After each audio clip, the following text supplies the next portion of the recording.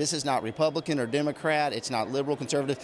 This is about the people of America having the power to make the decisions and bringing that back from the federal government.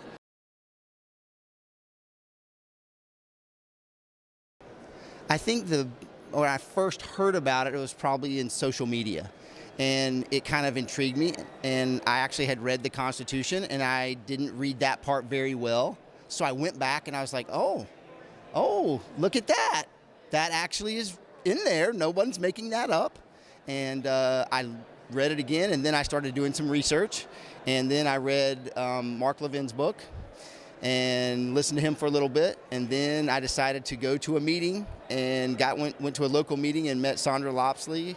And then I met you, and then that's how I got involved.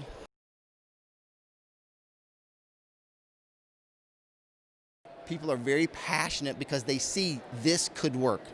This could actually work. And it's not like, oh my gosh, can we really? It's not like going to the moon. Like, can we do that? We already know we can do it. So we know what the outcome will be, meaning we can do a convention of states. We just need to convince the people that are making the decisions to do it, and we will do it. Well, I'm a small business owner, and I know about time.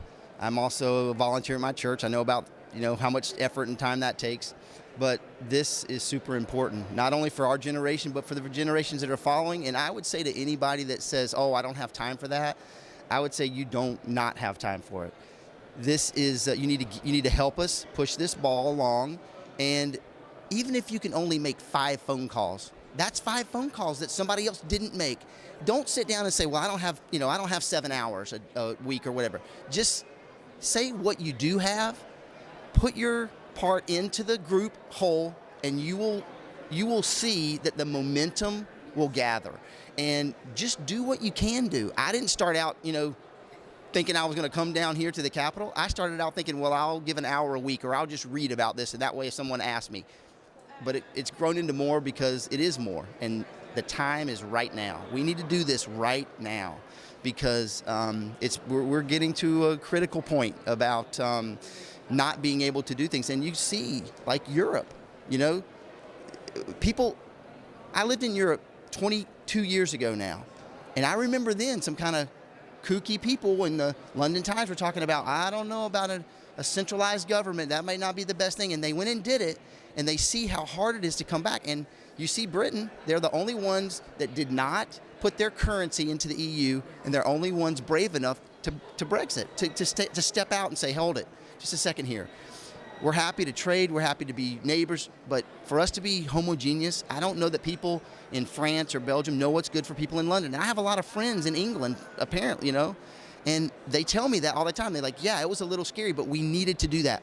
We need to do this. And people are looking at America and saying, what's going on over there? And this is the way we get back the control that we've had. It's the way that it was meant to be. This decisions were meant to be local, not national. Read the Constitution, you'll find out there's only a half a dozen things or less that the federal government's supposed to be doing. And if they do those well, we'll be satisfied. But the other 100 things that they're trying to do is not working, and it's pretty evident. So go to conventionofstates.com, press the button, sign the petition. More importantly, get 10 of your friends to do the same. When you sign the petition, then that sends a letter to your state legislator. You go on the list in their district as a supporter. We deliver those lists to the state legislators. It means something to them.